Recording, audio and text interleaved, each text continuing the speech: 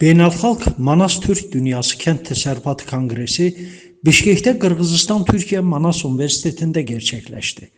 Təşkilatçılar bu konqresin Türk dünyasında kənd təsərrüfatı istehsalı, texnologiyası və davamlılığı ilə bağlı məlumatların paylaşılmasını artırmaq, kənd təsərrüfatı sahəsində mövcud problemlərə həll yollarını hazırlamaq və elmi əməkdaşlığı gücləndirmək məqsədi ilə təşkil edildiyini bildirdilər. Konqresin işində kənd təsərrüfatı elmləri ilə bağlı bir çox fənləri bir araya gətirmək və ümumi problemlərə çox şaxəli yanaşmalar təqdim etməyin vacibliyini vurğuladılar.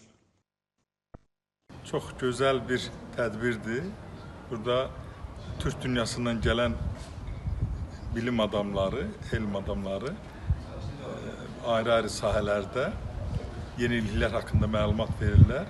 Biz həmin məlumat verir, öyrədirik, həm də öyrənirik. Və təbii ki, mənim üçün çox xoşdur ki, ilk kərə mən gəlmişəm Bişkekə. Burada insanların qonaqpərvərliyi, Bişkekin təbii gözəlliyi mənim çox ürəyimdəndir. Ona görə də məni dəvət etdikləri üçün və Azərbaycanı təmsil etdiyim üçün çox xoşbəxtəm, çox rahatam.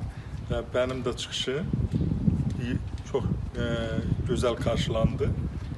Təbii ki, mən öz çıxışımda insanların ağ bal ilə müalicəsi haqqında ətraflı məlumat verdim və balın ümumiyyətlə arı məhsullarının insan sağlamlığına təsiri haqqında, təbii müalicəsi haqqında ətraflı məlumat verdim. Arı məhsullarından insanlar təbii şəkildə müalicə alırlar və onların heç bir kimyəvi dərmanlardan fərqli olaraq heç bir zərərli təsiri yox. Bu baxımdan da arıçılığın inkişafı tək məhsulları deyil, həm də bitkilərin tozlanmasında çox gözəl rol oynayır. Biz bilirik ki, yeyilən qidaların, meyvələrin əksəriyyəti arı vasitəsilə tozlanır. Türk dünyası alimlərinin bu konqresi çox mühüm oldu. Ölkələrdən gələrək burada çıxış etmələri həm də geniş fikir mübadiləsi üçün mövzular oldu. Azərbaycanlı alim Seyfəddin Əsədin çıxışı xüsusilə insanların təbii üsullarla sağlamlığı və kənd təsərrüfatı sahəsində məhsulların sağlam yetişdirilməsində çox mühüm bir vasitə sayılır.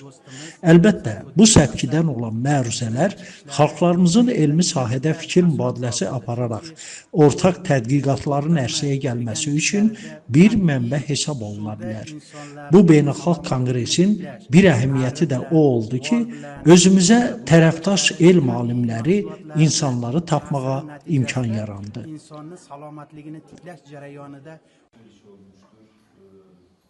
Azərbaycan, Qazaxıstan, Özbəkistan, İran və digər ölkələrdən 100-dən çox dəvətlinin qatıldığı beynəlxalq konqresdə məruzəçilər kənd təsərrüfatı elmləri, o cümlədən texnologiya, mühəndislik, iqtisadiyyat və kənd təsərrüfatı kimi əlaqəli sahələrlə bağlı məruzələr etdilər.